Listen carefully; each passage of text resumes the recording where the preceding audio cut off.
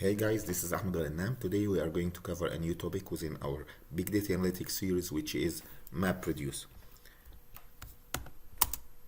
Let's talk about the agenda for today. We are going to go through the definition of Mapreduce, why we use Mapreduce and Mapreduce steps, and we are going to go through an example.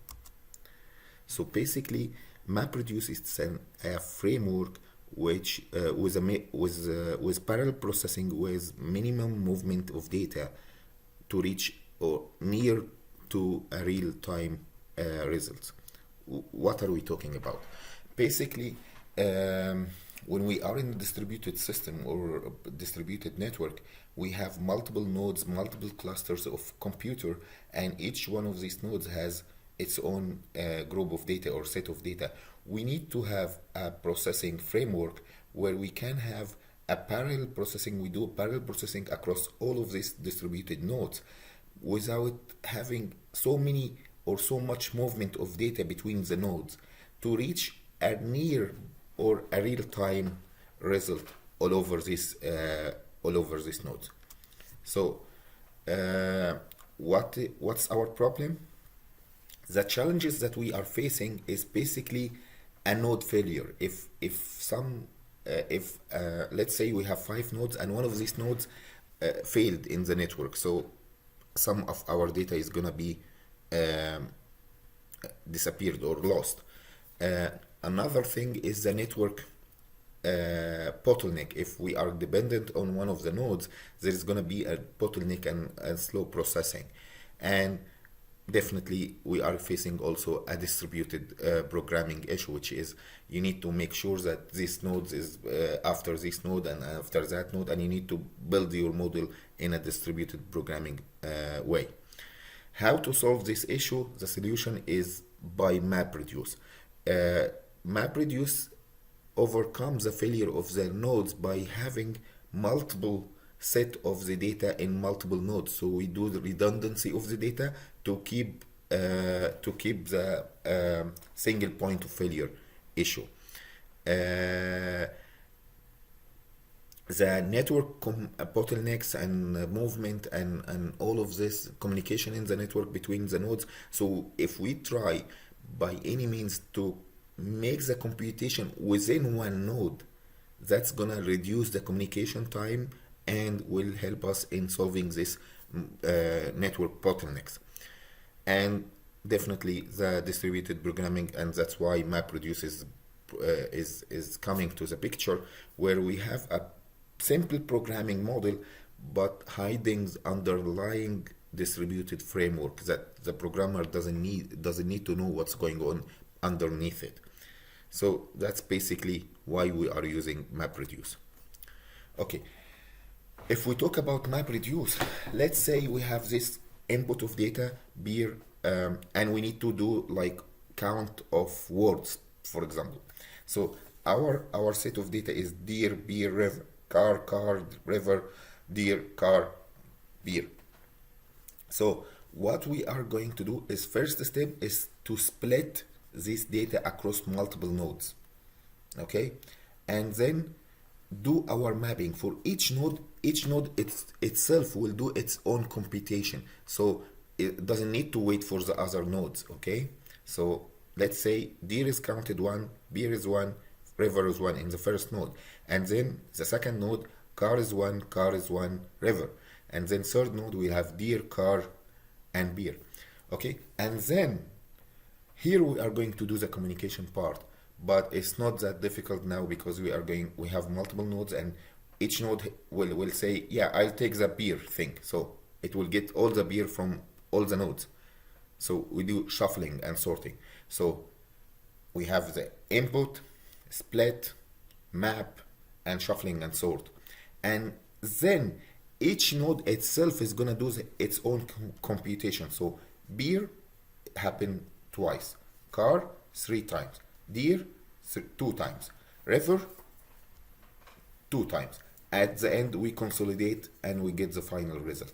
By the way, if the data is huge, and for example the car is repeated 100 times, we might split the car itself into two nodes, and this node will tell me 50 and the other one is gonna give me 50, and then at the final result we get the consolidated result. So this is the whole idea. Input of data, split it, map it according to what you want. For example, here is count, and then shuffle the data and sort it, and do your reduction or reducing your computation within the node, and then get the final result. So let's go for an example. Yeah. Use the Mapreduce technique to count how many restaurants bear each review. So basically, this is a kind of a table with multiple data. We have restaurant ID, rating, and city ID, and the user ID who is handling this restaurant, for example. And no, I mean like the user who gives this rating, for example. I mean, so that user gives that restaurant 2 in that city. So we need to count how many cities, how many restaurants with rating 2, and how many restaurants with rating 4, and how many restaurants with rating 3 and 1 and 5, and so on.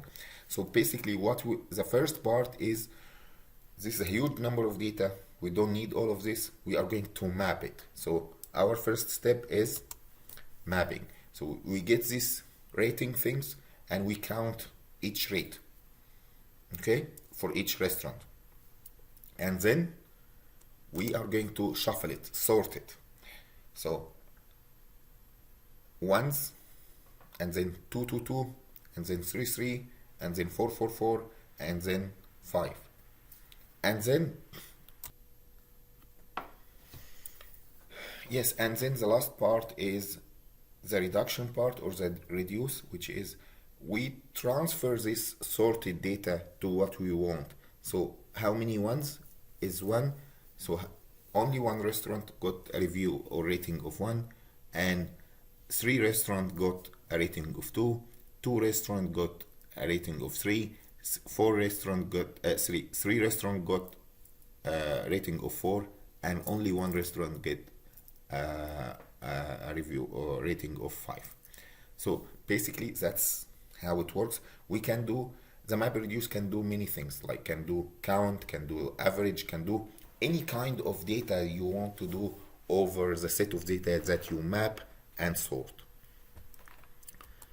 Then basically this session was light. What we did is, what's Mapreduce?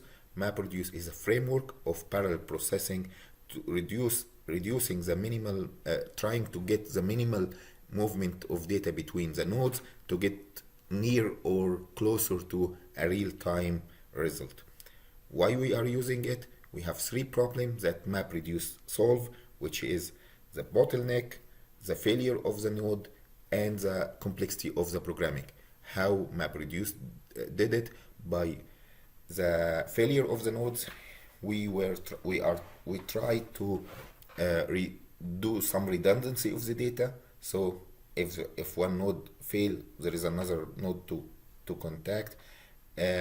Moving the data towards the node will so the computation will be within one node, like what we did in the example. We brought all the two's reviews in one node, so we can count it within this node. So we reduce the communication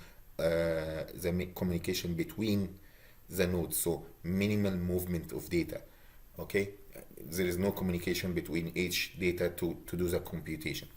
And the last thing, complexity of the distributed programming. Mapreduce has done it